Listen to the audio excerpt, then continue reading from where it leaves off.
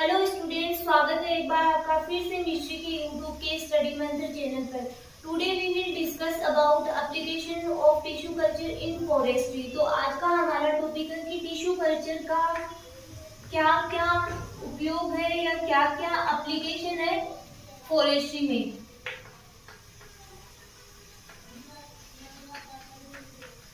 कि plant tissue culture के द्वारा कौन कौन से प्लांट फॉरेस्ट प्लांट का प्रोडक्शन किया गया है, इसके ऊपर आज हम लोग डिस्कस करेंगे। बहुत इजी सा छोटा सा टॉपिक है जो जल्दी ही आपके कंप्लीट हो जाएगा और आपको सुनते सुनते ही लर्न हो जाएगा। इतनी ही इसकी एप्लीकेशन है। तो ओनली आज का आपका यही टॉपिक है कि आज हम लोग फॉरेस्ट्री में किस प्रकार से टिश्यू कल्चर ने अपना योगदान दिया है उसके ऊपर आज हम लोग डिस्कस करेंगे। तो नॉर्मली मैं आपको इंट्रोडक्शन के रूप में बता देती हूँ कि जैसे कि माइक्रो प्रोपागेशन है।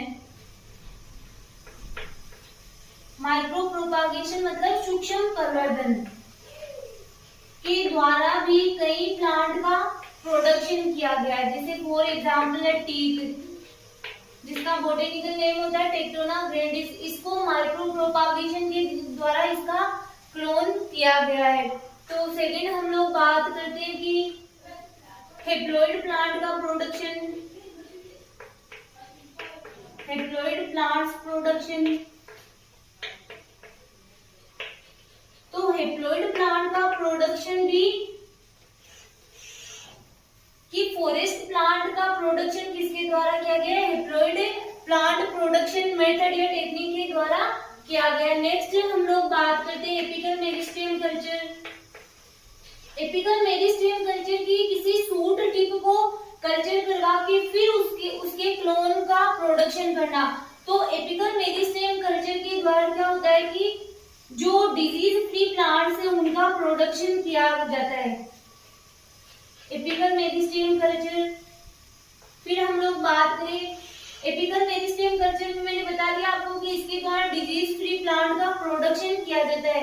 कौन से हम किसके रेफरेंस में बात कर रहे हैं, फॉरेस्ट्री, फॉरेस्ट प्लांट के रेफरेंस में बात कर रहे हैं। तो एपिकल मेरिस्टेम कल्चर की भी हम लोग किसके रेफरेंस में बात करेंगे, फॉरेस्ट प्लांट के रेफरेंस में ही बात करेंगे कि फॉरेस्ट प्लांट का प्रोडक्शन कि किसी शूट टिप को लेकर के फिर उसका कल्चर करवाना। और कौन से प्लांट का प्रोडक्शन होता है, डिजीज फ्री प्लांट का प्रोडक्शन होता है। एक होता है एम्ब्रियो कल्चर। एम्ब्रियो कल्चर के द्वारा भी हाइब्रिड का प्रोडक्शन किया जाता है। फिर हम लोग एक बात करें कि एंडोस्पर्म कल्चर। अब आप लोगों को सबको पता है कि एंडोस्पर्म क्या होता है, ट्रिप्लोइड होता है। और जो ट्रिप्लोइड प्लांट होते हैं उनके जो एम्ब्रियो वो क्या होते हैं, स्टेराइल होते हैं अधिकतर ट्रिप्लोइड प्लांट। तो आप लोगों ने पहले भी पढ़ रखा होगा कि जो एंडोस्पर्म कल्चर है उनके द्वारा ऐसे प्लांट का प्रोडक्शन किया जाता है जिनके फ्रूट क्या होते हैं, सीडलेस फ्रूट होते हैं। तो सीडलेस फ्रूट का प्रोडक्शन करने के लिए क्या किया जाता है, एंडोस्पर्म कल्चर किया जाता है। तो ये आपके 4-5 पॉइंट ही दे रखे हैं जिनको हम लोग स्टडी करेंगे किसके रूप में, फॉरेस्ट्री के रेफरेंस में। तो आगे हम लोग इनके नोट्स प्रिपेयर कर आगे हम लोग बात करते हैं students application of tissue culture in forestry. ये विथ नोट्स के साथ में आप देख सकते हो कि यहाँ पे जो एप्लीकेशन लिखी हुई है उनको हम थोड़ी थोड़ी 4-5 लाइनें ही हैं इनकी जिनको हम नोट डाउन करेंगे। तो फर्स्ट आपके माइक्रो प्रोपागेशन, हम किसके रेफरेंस में पढ़ रहे हैं, फॉरेस्ट्री कि फॉरेस्ट प्लांट में क्या क्या एप्लीकेशन होती है, टिश्यू कल्चर का क्या उपयोग होता है। तो फर्स्ट है माइक्रो प्रोपागेशन, सेकेंड है एपिकल मेरिस्टेम कल्चर, फिर थर्ड है एम्ब्रियो कल्चर, फोर्थ है एंडोस्पर्म कल्चर, फिफ्थ है हेप्लॉइड प्लांट्स। इनके द्वारा जो फॉरेस्ट प्लांट है उनका प्रोडक्शन किया गया है बहुत हाई लेवल पर। तो फर्स्ट हम लोग स्टडी करते हैं माइक्रो प्रोपागेशन।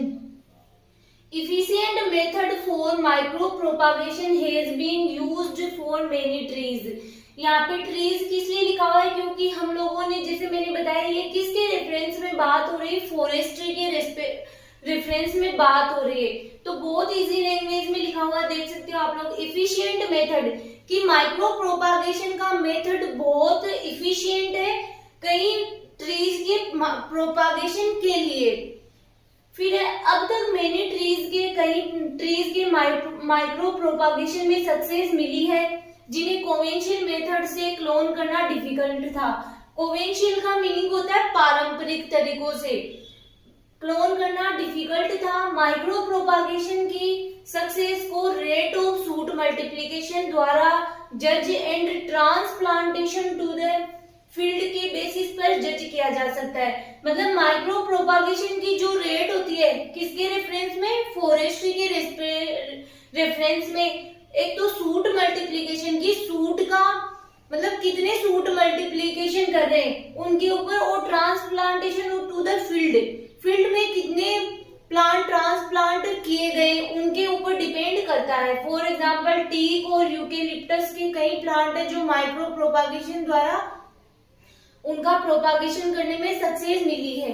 फिर हम लोग देखते हैं एपिकल मेरिस्टेम कल्चर, कि apical meristem culture is widely used to eliminate virus and production of virus free plants by using a single meristem tip. कि एपिकल मेरिस्टेम कल्चर क्या होता है कि एक सिंगल मेरिस्टेम टिप का यूज करके बहुत सारे डिजीज फ्री प्लांट्स का प्रोडक्शन किया गया है। This method is used to production of disease free plants. बहुत इजी लैंग्वेज है, समझ में भी आ रहा होगा आपको कि इस मेथड का यूज डिजीज फ्री प्लांट्स के प्रोडक्शन में किया जाता है। फिर नेक्स्ट है embryo culture. Embryo culture is generally applied for obtaining rare hybrids. Embryo culture उन प्लांट्स के लिए सबसे इजी होता है या फिर उन प्लांट्स के ऊपर अप्लाई किया जाता है जो कि रेयर हाइब्रिड होते हैं, जो कि हाइब्रिड प्लांट होते हैं, उनके लिए एम्ब्रियो कल्चर टेक्निक यूज में ली जाती है। कि रेयर हाइब्रिड बनाने के लिए ये technique, embryo culture technique apply की जाती है। Improvement of timber quality, timber quality को इम्प्रूव करने के लिए, ऑयल कंटेंट को इम्प्रूव करने के लिए, मतलब कि कोई प्लांट है, कोई फॉरेस्ट प्लांट है, उसके मतलब कोई किसी भी पार्ट से हमें क्या मिल रहा है, ऑयल मिल रहा है, उस ऑयल की मात्रा को बढ़ाने के लिए भी ये एम्ब्रियो कल्चर किया जाता है। एंड डिजीज रेजिस्टेंट लाइन बनाने के लिए फॉरेस्ट प्लांट्स का इंटरस्पेसिफिक एंड इंटरजेनिक ब्रीडिंग किया जाता है। तो बहुत इजी है और इजीली आप लोग इसको लर्न भी कर सकते। आगे है आपके endosperm culture. Endosperm is a triploid in nature.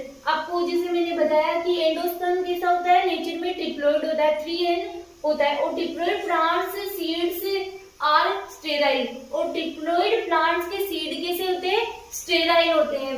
But some time triploid are used in plant improvement. की कुछ मतलब कुछ ट्रिप्लोइड होते हैं वो प्लांट इम्प्रूवमेंट में भी हेल्प करते हैं, और उनके लिए क्या किया जाता है, एंडोस्पर्म कल्चर किया जाता है। जो एंडोस्पर्म कल्चर के माध्यम से क्या होता है कि सीडलेस फ्रूट्स का भी प्रोडक्शन किया जाता है। ठीक है। फिर है आपके haploid production. Haploid plants are obtained by anther and pollen culture. जैसा कि हम लोगों ने एंथर और पोलन कल्चर को डीपली स्टडी कर लिया था, तब हम लोग पढ़े थे कि हेप्लॉइड प्लांट्स किसके द्वारा बनते हैं, एंथर और पोलन कल्चर के द्वारा। फिर आपके haploid are very important for mutation research on फॉरेस्ट्रीज।